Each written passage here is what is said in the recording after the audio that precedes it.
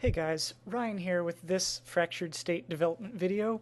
I'm the resident modeler, so today I thought I'd go through the process that I follow when going from a concept into an actual character model. So we'll start with the ancient fist that Todd showed last. Here's the concept. Now it's a bipedal human with a very large arm as his actual weapon. So we're going to go ahead and start the video.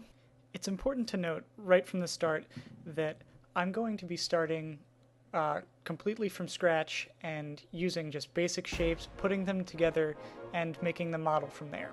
So in this scene, I have another character for reference and a plane with the concept on it that I can make reference to. So I'm taking just basic shapes, blocking out the regular human form, putting them pieces in place so I can get ready to connect them. At this point, I'm really not worried about any kind of poly flow or worried about animation deformation. At the moment, I'm just kind of getting the blocked in shape, making sure it looks like a person, or it will be when I'm done. So I'm just taking all of these vertices, shuffling them into what looks like a person, playing a little with proportion, adding the extra pieces, arms, legs, and there's the soon-to-be head.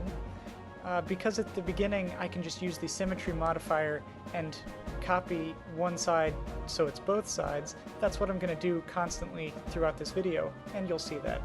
Because the way that we make our characters, we don't use normal maps, it's more of a hand-painted style, so we really don't need to start with a high poly sculpt and make a low poly mesh from that.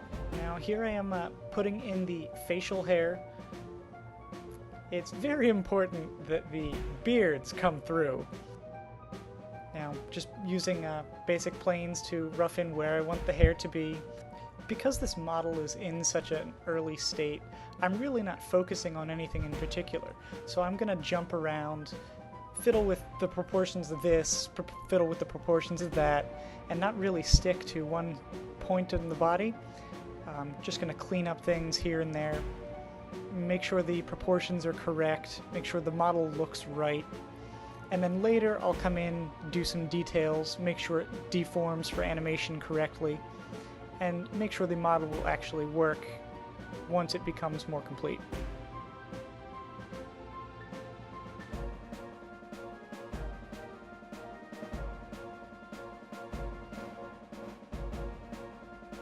I worked on the hair, I jumped down to the legs, and worked back up to the hair again. It's important to make sure that the top part of the model has a bit more detail than other parts, because the camera is at such an angle and such a distance that you're going to be spending most of your time looking at the top half of the model.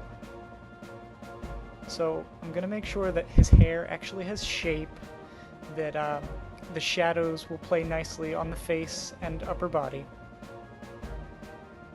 Constantly changing the angle, making sure that the silhouette of the general hair shape is good. While making this video, I actually noticed how often I zoom out, which is kind of a pain looking at it at a sped up rate like this, but what can you do? Now, I started working on the collar a little early because I'm going to end up scrapping it and re-symmetrying the entire model. I'm far enough along in the model now that I'm starting to think more about the animation and deformation that you can see every now and again. I'll go in, change a couple of edge loops, make the shape a little closer to human, a little better for animation so it has the edge loops to deform where it needs to deform, so that when I animate it, it looks natural and it a little less low poly than it is. Because we're working with relatively large amounts of units because it's a real-time strategy game, there's going to be a lot of things on the screen at once.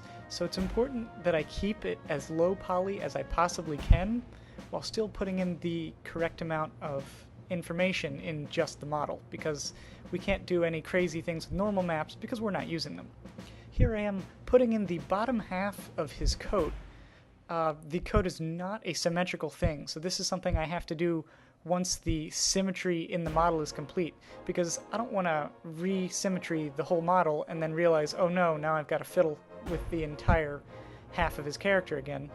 So at this point I'm done symmetrying. I'm going to extrude my geometry here, make a shape that fits for the coat, and then make sure that all of the areas are closed, because I don't want you to see into the middle of the model, which is important because we're using ragdolls. So it's entirely possible that you will see, say, into his crotch area under the jacket. So we have to make sure that that's closed.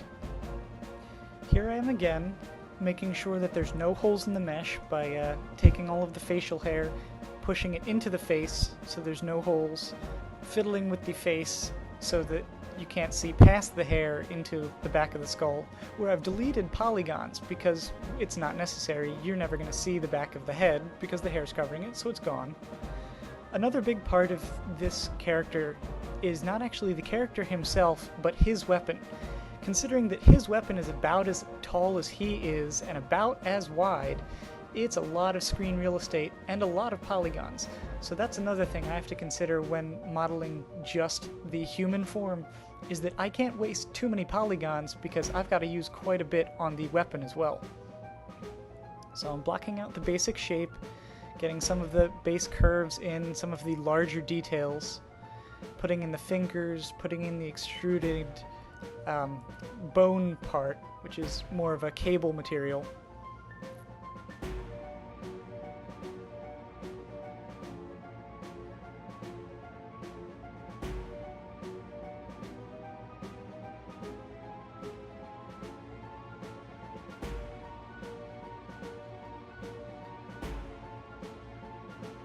Testing the size and shape versus the actual character, putting in a little bit more detail in the fingers because they will later have to curve a little bit because they're not going to be locked rigidly in one place all the time.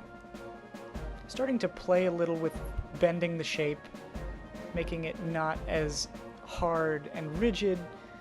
At this point, most of the basic shape is in. I'm going to start deforming some of the geometry, putting in a little more detail with how the actual material is, having insets, inlays, pieces that are sticking out just a little, curved in strange places. You know, all the different ways that I can push the silhouette.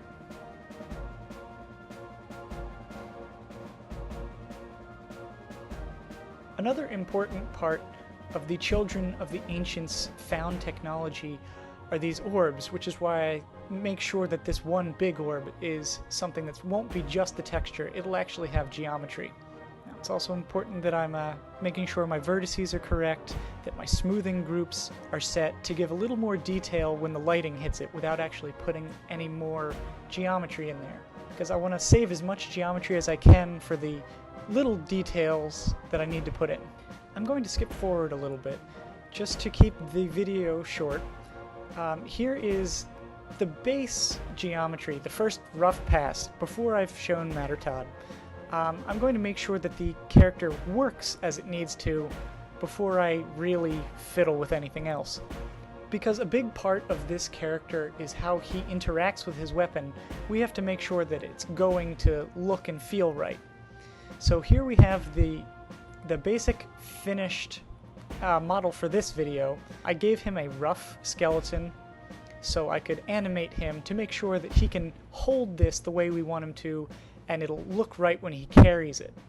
Because it's going to ruin it if, yeah, the model looks cool, but when I animate him, it doesn't look right. So I'm going to just check to make sure his body can physically carry this thing. So this is the process I use when making character models for Fractured State. I hope you enjoyed watching.